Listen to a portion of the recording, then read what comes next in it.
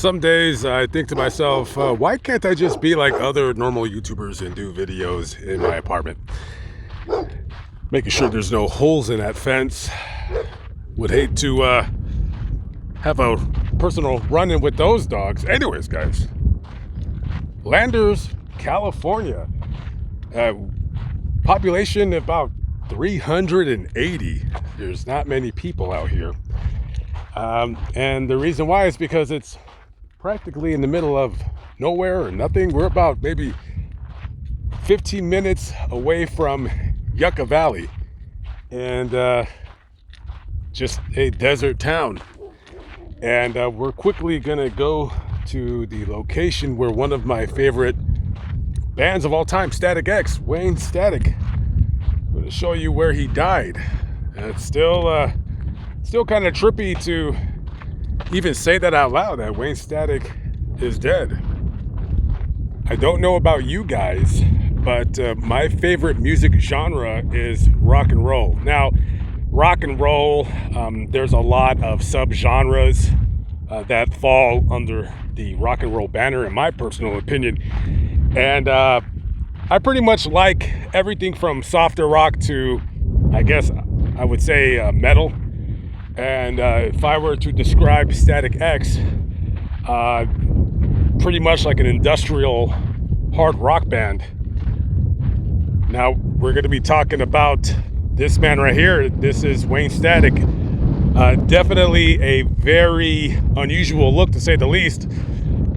Doesn't have many tattoos that you can see, but of course everybody looks at him and he catches people's attention because of his crazy hairstyle.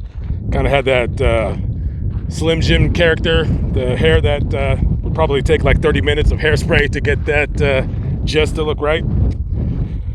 So anyways, Wayne was born Wayne Richard Wells in Muskegon, Michigan on November 4th, 1965. Now, at the time of his death, he was 48 years old. And I was like, what the?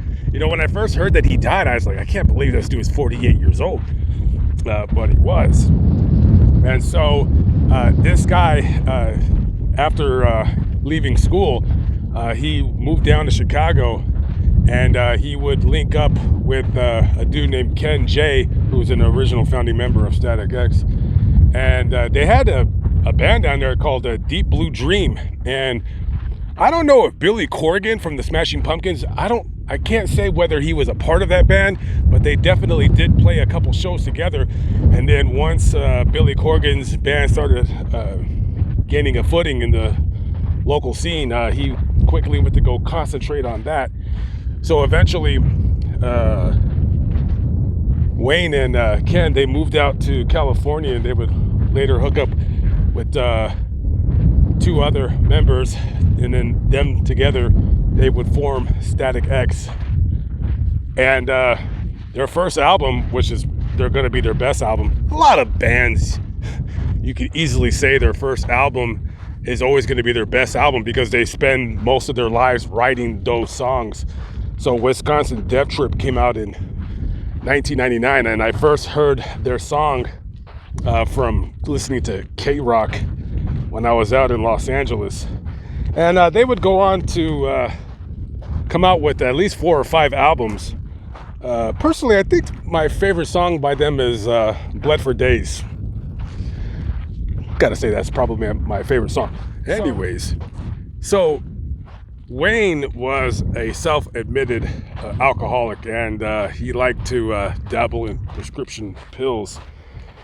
At the time of his death, he was living with his wife, Tara Ray, who he married. She was a adult film star. Now, just looking around, not a place that I would put on my list of places that I would settle down in.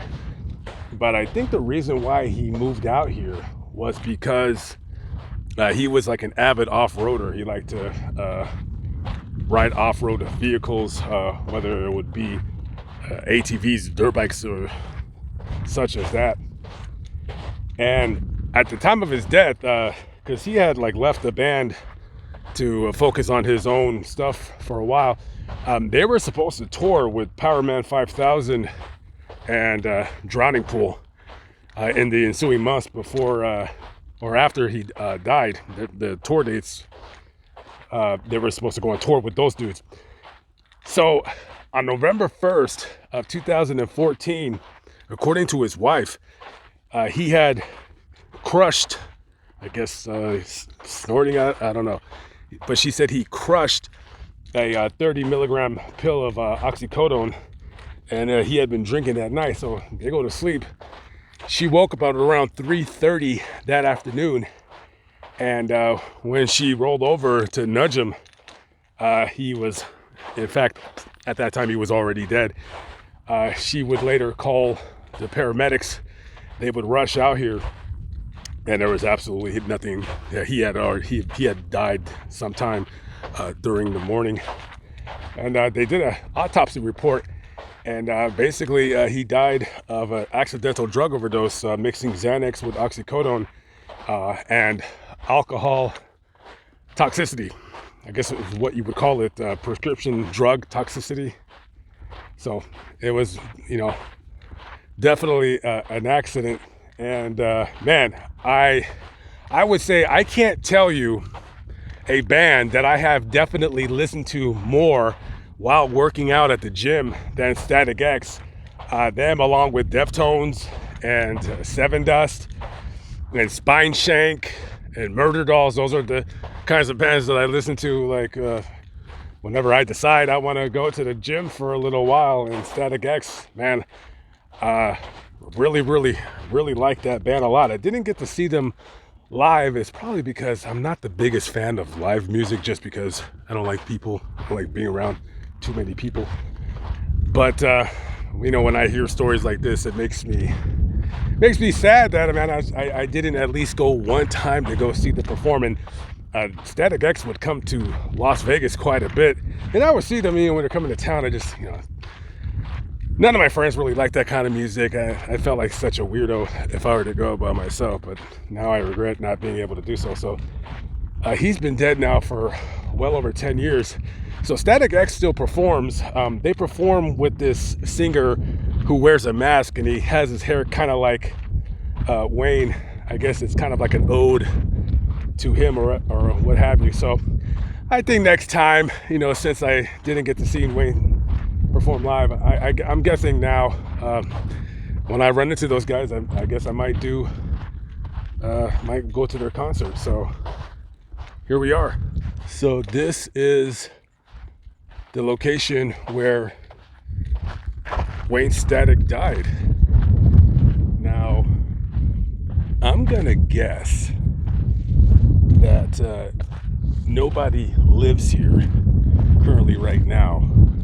So I don't know who owns the home, and I don't know if someone's gonna pop out with a shiny shotgun to point at my face. Let's hope that doesn't happen. But basically, this little tiny home right here is where he lived. I wouldn't be surprised if somebody came out here with a gun, but I'm gonna say that nobody's here. So this was his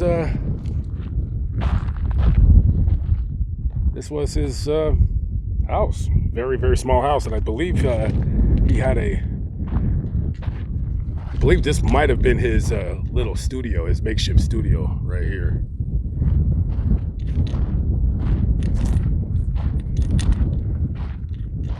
Well, whoever owns it now, they don't look like they're doing much with it.